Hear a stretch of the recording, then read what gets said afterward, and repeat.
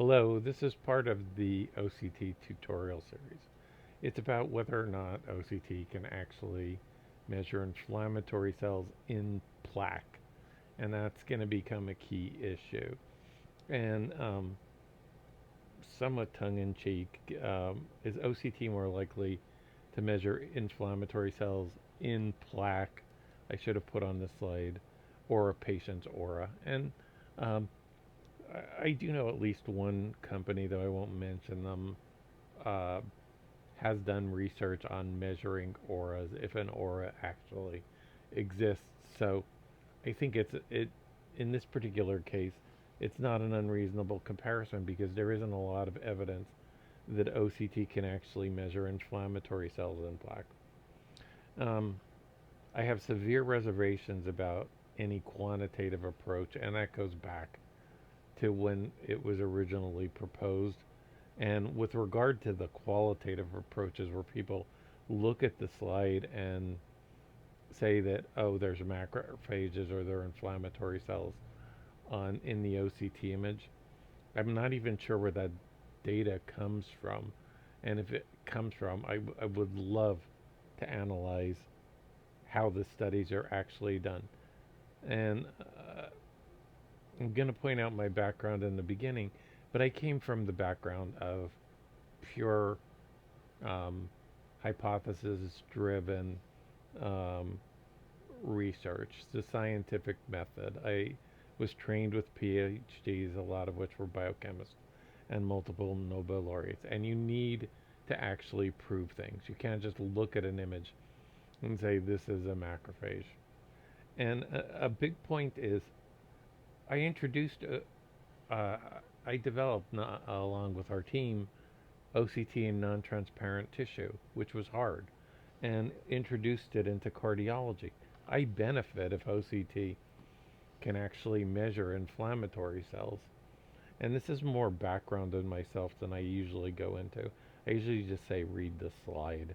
Um, but so back, I was originally someone who studied plaque or acute coronary syndromes in terms of coronary spasm, thromboxane inhibitors, which went by the wayside. And then suddenly they're coming back, and I may deal with that in another lecture. And I started the OCT programs at Harvard, MGH, and the Brigham, co founded Light Lab Imaging. Now, the relationship, what happened was I was in search of finding a way to image high risk plaques. You know, the New England Journal of Medicine paper with Muller as the first author had come out suggesting it was high risk. Uh, Plaque rupture was critical, and we couldn't measure that with any technology at that point in time. And I go into how it relates to Chief of Medicine Arthur Wayman at MGH, who really helped propel um, my career in OCT. It's covered in my textbook. But so um, this was not about me meeting Jim Fujimoto and say, hey, let's apply this technology to cardiology. It has to be one of the great coincidences that he was across the river on just over the Longfellow Bridge. I had come up with, after looking uh, at fluoroscopic techniques, spectroscopy, MRI, CT, that OCT, though primitive, had the greatest likelihood, even though it had that point it failed in non-transparent tissue. So I was going to look for somebody anywhere in the country who had done some work on OCT or related areas, and it just was a coincidence that Jim was across the street. I won the 1998 Presidential Award for OCT, 150 papers. And besides being an inpatient physician, scientist, engineer, and scientist being a basic scientist, I'm not a clinical scientist, though I'm a clinician, physicist, and engineer.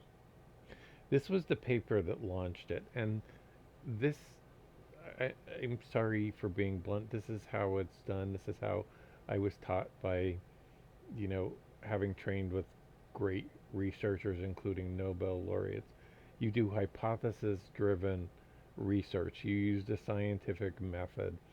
You prove things thoroughly. And this was a hypothesis driven paper that took over 2 years to publish. It took 2 years just, or 2 or 3 years just to develop micron scale matching of histopathology and OCT. So when I see these comparisons of plaque by histology and OCT, where there isn't matching, and I'm going to go into the matching techniques, um, it, I don't know how you can relate the two. And again, I'm going to get on the point hard in a minute, but this was the paper that really convinced me go with an optical infrared technique. And it's not from a group that I was involved in, but I had seen the paper and knew that where the green line, this is, so the top is an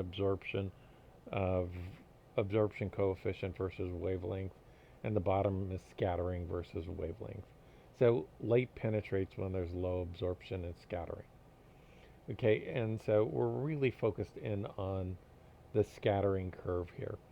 So the green line is where OCT imaging was done in the transparent tissue of the eye, which hadn't been completely successful to that point in time.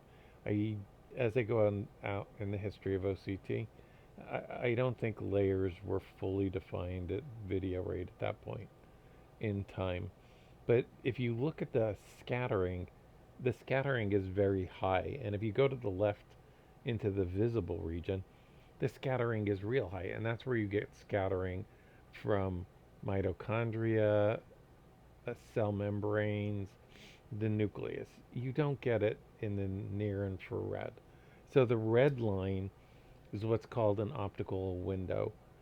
I saw this and saw that if you did imaging at 1300 nanometers approximately, absorption was low, you didn't get to the water peak yet, and scattering was very low.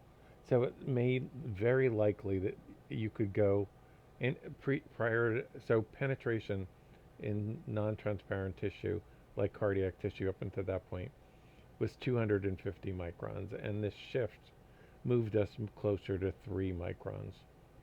Now, inflammatory cells are small, and the biggest probably is a macrophage, and I'm not including foam cells here, which will be brought up, but they're a different topic. So let's say there are roughly 20 microns. All right, that's 1 pixel in the image. And you don't really learn anything from 1 pixel, because the clinical OCT systems, the resolution axial is roughly 15 to 20 microns, and lateral is roughly 20 to 30 microns. And this is covered in the separate lectures on axial resolution and lateral resolution. So individual cells, including individual cancer cells, which are much bigger, have much bigger nuclei, do not massively scatter. They don't create shadowing. They don't pop up on an image and you point them. Wow, there's the cell at this level of resolution. And based on this type of matching, again, and we're not talking about clusters of foam cells, which I'll get into as we go into it. And you have to match on a micron scale, and not just where you cut, but the tissue has to be exactly oriented. It can't be tilted. And so scattering is covered. If you're interested in scattering and why it's unlikely inflammatory cells scatter significantly, this is covered in my textbook in the first 4 chapters. Now, the normalized standard deviation technique, which I'm going to describe in the next paragraph, was put forward by Gary Turney and Brett Boma. And again, I have the greatest deal of respect for him. And this was clever. So I wish I would have thought of it. So what they did is They looked at the noise levels and fluctuations in noise, even in an individual pixel. They looked at for the um, possibility that um, it could be inflammatory cells. So the concept was very good, and it was something to build on. But in my opinion, it was not the answer. And so, in my textbook, in this is one example in Jack that I published a paper extensively with several other people on an explanation for why I did not think they were actually measuring macrophages. And the bigger reason is going to be on the next slide. But one of which was, if you, to my calculations, um, the, using that technique, they were 30 microns, not even 20 microns. So it was much larger than an individual macrophage. And this goes into a lot of technical stuff for those interested. Read the paragraph or read the paper. And again, it's also in the textbook, and I've discussed it in other places. But the more important thing, which was somewhat uh, jumped out at me right from the beginning, there are other small things that are big scatterers, much more than inflammatory cells. So lipid pools, lipid crescents, calcium deposits, some small dense fibrous regions, specular reflection, which I'm not going to go into. It's dealt with in axial resolution, large noise fluctuations, which can be related to the next two, second order correlations, and we use something called um, uh, dual bounds detector, OCT. Sorry, I drew a blank on that, and also apparently didn't capitalize the O. And interference that occurs between uh, structures, microinterference of the wavelengths that isn't normally considered part of the noise level. Um, and the this is not synovium, which I'm going to bring up later, which would be a good area to test this. And macrophages are not, or inflammatory cells are not made of titanium. So going back to the original foundation OCT paper, one of the things we looked at was there was all this um, controversy over whether lipid was a high scatterer or lipid wasn't a high scatterer. And we started to get down with this and several other papers into the quantitation of scattering. And what we found qualitatively, you can look at it at the top. I'm not going to discuss the curves on the bottom, but just put muscle up against um, fat cells. And the fat cells are large and they contain lipid of a high refractive index. And it's the difference between the inside and the outside of the fat cells and their size which leads to large scattering. So in fatty tissue, you get a rapid attenuation. Now, this becomes more complicated in plaque, but I'm not going to discuss that in more detail. So I battled away at this for like a decade, and then an abstract came out in 2014 by, again, another talented group. So um, the first author, I don't know, someone in training at the time, uh, but Milner and Feldman, they've been very successful, and so they they have done a lot of great work. And uh, I'm gonna. This was the abstract, and they published it in a Jack paper, uh, which sort of I felt was a little bit watered down compared to the abstract, but only so of bright spots picked up by, again, one of these noise-based techniques. And sorry if I didn't explain it. When you're using this looking at the standard deviation, you're looking at the variations again in noise from pixel to pixel and trying to pick it up. And they used a slightly more sophisticated technique, but only 21 to 23% of the things that registered as macrophages or inflammatory cells were actually inflammatory cells, and the rest were the other structures. So using the quantitative technique, and I'm unaware of any superior technique since, only 1/4 of the time are you actually picking up inflammatory cells. 3/4 of the time, it's something else. And this is with the quantitative approach. So, um, and I believe that locking in on this approach rather than trying to advance it really hurt the field, because you see paper after paper that's saying they're measuring inflammatory cells, except I'm not quite sure where the technique came from. And so the situation became more challenging from my perspective. It became worse. So this paper, a consensus standard, though I wasn't, as far as I know, I wasn't invited to this um, to this consensus committee. And as somebody who's done OCT, particularly cardiovascular OCT, for 3 decades, I think I only recognize less than 1/4 of the names here. And I know a significant number of the people here at the time the paper was written had never done OCT. Now that, and some of them are pathologists. Somebody like Neil Weissman had collaborated. He was really the first OCT cardiologist. Don't count me because I wasn't doing the clinical end of it. Neil Weissman was more of our clinical, and Chip Gold.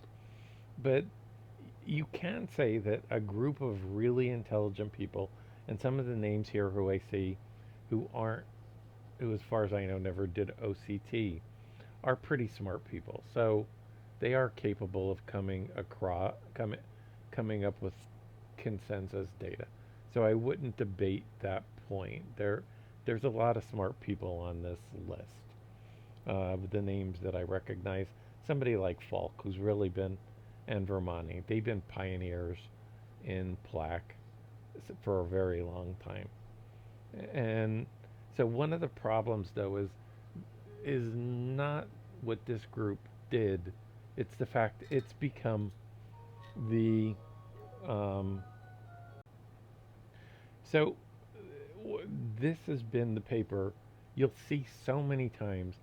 This consensus study, which is not a research study, cited for when somebody looks at an OCT image and says, yeah, that's an inflammatory cell. And it's not a research paper. So where is the data to support much of this? And so this is the quote on it from, this is what it said about macrophage accumulation. And so it says macrophages may be seen in OCT as signal-rich, distinct, confluent punctuate regions that exceed the intensity of background noise speckle. So that key last line is the NSD method. It's exceeding the noise level, and that's what Gary and Brett, hopefully they don't mind me calling them by their first names, but came up with. And it was a clever idea. Again, I think it needed to be advanced. So if I was on the committee, I likely would not have voted for medium. I would have probably put it low. But here's where the issue came in. I don't know where the support for much of the rest of this comes from. I'm unaware of a study. If somebody knows it, feel free to post it. Macrophages show only to be elevated in the context of fibroatheroma, as no macrophage validation studies have been reported to date of normal vessel wall or intimal hyperplasia. Well, how come we have all these studies with plaque erosion dealing with that statement? Macrophages may often be seen at the boundary between the bottom of a cap and the top of a necrotic core. No clue where that came from. Macrophages attenuate. That may be something somebody saw, but it has to be demonstrated with histology in a using the scientific method. Macrophages attenuate the light signal significantly. I have no idea of where the data is that shows that and what would be the physical principles that would lead it to do that, except in the case of foam cells, accumulation of foam cells. And this unfortunately shows up all the time. Macrophage accumulation may also be confused on occasion with microcalcifications, cholesterol crystals, and it lists other structures. So you're getting the point. And this is what you very, very often see in papers. So it's qualitatively we saw inflammatory cells in the images, but we just want to note it's put in the limitations that it could also be other structures. Well, is it or isn't it? When it's only 25%, that means it's far more likely not to be an inflammatory than an inflammatory cell. But you have even drug development being based on the fact that people are claiming to see inflammatory cells. Where is the data? And if somebody has the data, I'm happy to look at it. I would love to look at it. Okay, these arrows are a little bit too symmetrical.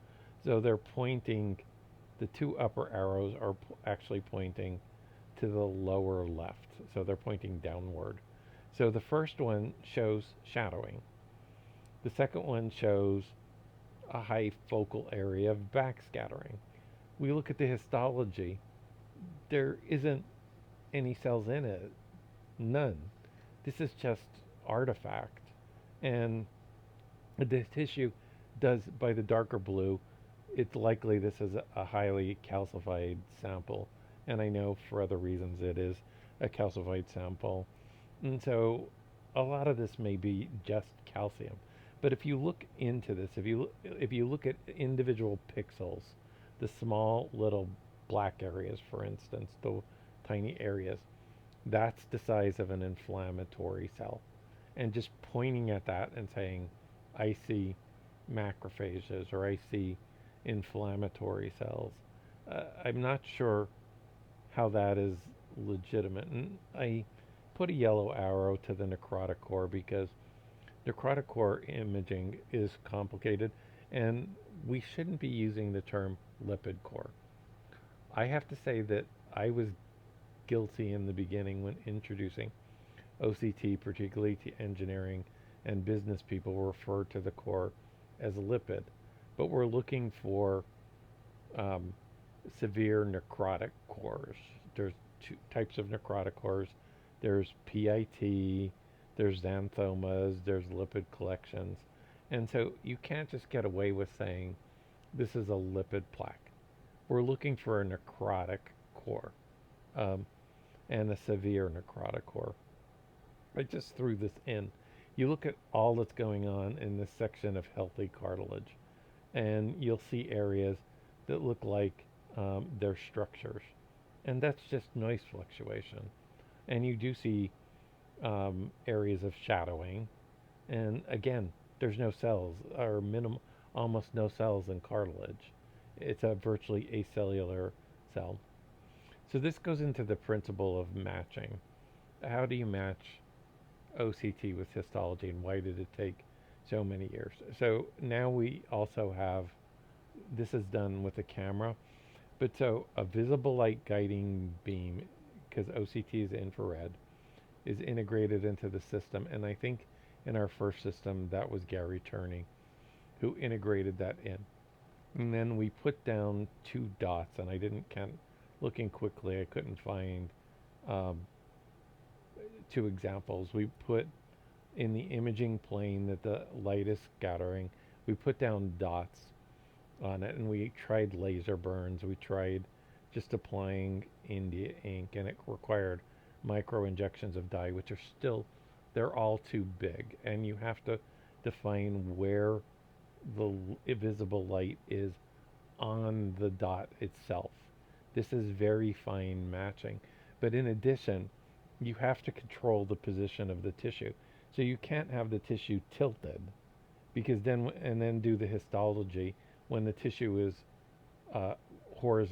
completely vertical, or because you're not going to be having the same slice. So, and atherosclerotic tissue varies dramatically as you move across it. So if you're going to make a statement that OCT is measuring inflammatory cells, you've got to, or any microstructure, you've got to match it well. You you can't just say something, you see it on the slide. Another option is just to take uh, an example cell with inflammatory, a lot of inflammatory cells in it, and nothing else. So this is inflamed synovium. I put in the reference. We've looked at inflamed synovium and rheumatoid arthritis in rats and saw no evidence, but I didn't include that.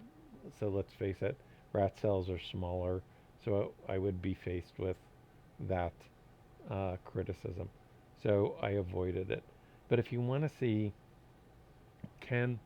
if you look at synovium with and without inflammatory cells, and you can design a variety of projects around this.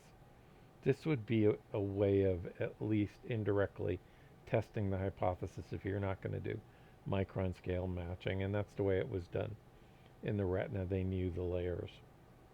I mean, why would we even think inflammatory cells other than foam cells, which are large and have a large refractive index difference, which I'll come back to, would cause shadowing or would show up as a dense area in it? Again, I love the titanium. This is titanium, and we know they're not made of titanium. And we imaged, particularly in by 2001, a lot of different cancers, a lot of different pathologies. This is done. One of the investigators here is Brett Boma, Dr. Boma. Again, very good. They're looking at a bronchial cancer, which is in the middle and to the left. But we're not seeing individual cells, and we're not seeing shadowing. I mean, it's hard pressed. You can see the difference between the center of this image and the right of this image when you compare it to histology. But it doesn't have these magical qualities of shadowing, which I've seen in so many papers at this point. And so, nice work by this group using their image. And so we looked at this early on. So if we go back to 2001, one of the things we wanted to go over was overcoming imaging through blood. And we needed to understand what was causing blood to scatter.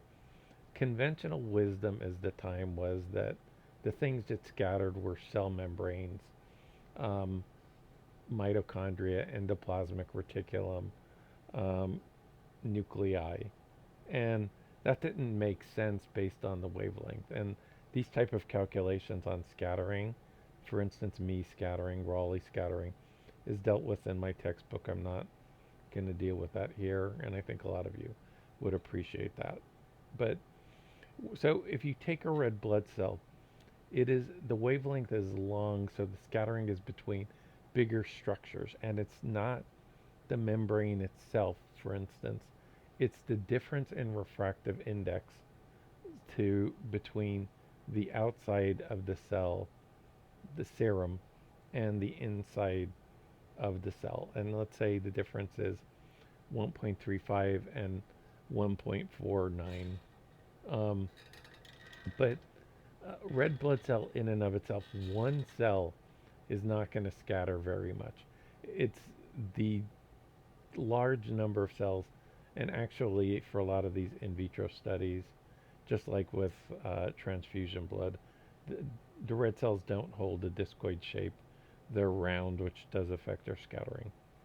But I just included this because it was easy. We tested it in numerous ways. We also were able to make blood invisible. But so first the top slide shows the top line in the top slide is saline on top of a reflector. And then we looked at blood on the reflector, and you can't see the reflector. And now we just lysed the cells. So all the material was still there, the same total mass was still there, all the molecules, except we equalized the refractive index between the inside and the outside of the cell. And we got back like 90% of the reflectivity. So it was not the constituents, it was that difference between the inside and the outside of the cell. So are there other ways or potential ways to pick up inflammatory cells, particularly macrophages? Yes. Okay, couple of clever studies, not done by our group, not done by me. So again, this Feldman group, they didn't claim to measure macrophages. They used iron, iron oxide in the macrophages. They got them to bring it up. And then they didn't use regular OCT. They used differential phase OCT, which is covered both in the axial resolution lecture and the adjuvant technique lecture. So this wasn't even using regular structural OCT. And Stephen Beaupart, who wasn't included on the slides before, but he was another one of these, like Brett and Gary and Joe Izat and Michael He. These, when you say student, they were, or postdoc, they were super. They weren't just your average student. Steve wasn't your average student. He was like a star. And so he, again, took advantage of using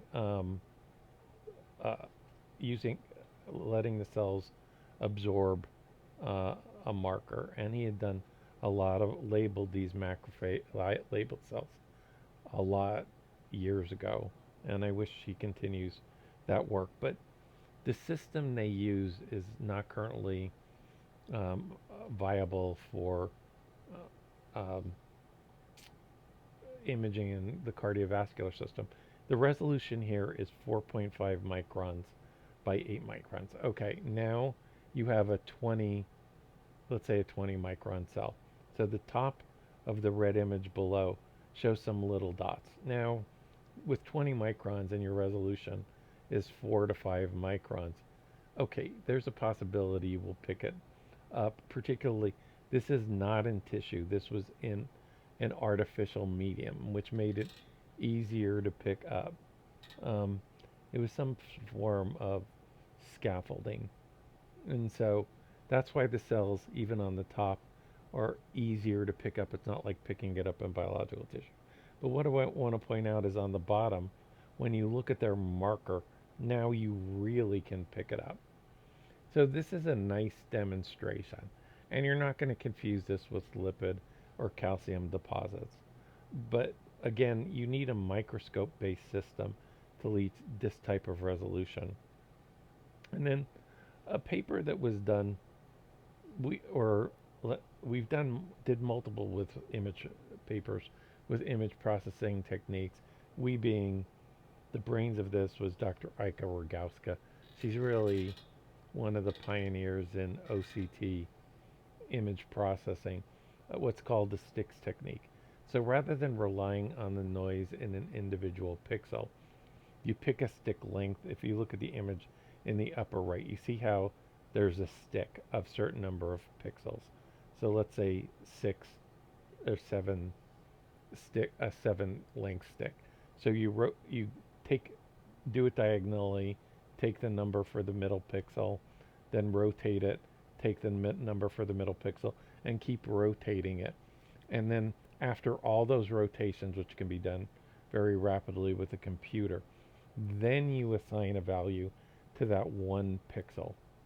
And this is great for edge detection. It potentially is great for picking up structures like inflammatory cells, but it's never been applied. And a lot of it has just become stagnant because, as far as I can tell, we're in the world of looking at images and saying, um, there's inflammatory cells there. And I saw one paper where the NSD method showed no significant difference, and they ignored it and said, but when we looked at it qualitatively, we saw a large difference between groups.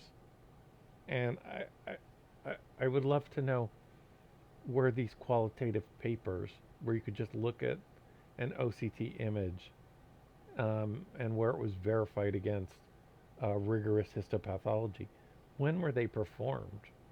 Send them to me, please. I would love to read them. And I may have missed a few papers, but these are the Q papers. So, is OCT more likely, current OCT, more likely to measure inflammatory cells or a patient's aura? No clue. I don't know that there is even an aura, but if there is, maybe OCT can measure it. Maybe OCT can measure inflammatory cells with some more advanced technique. But to date, I haven't seen any convincing evidence. Thank you very much.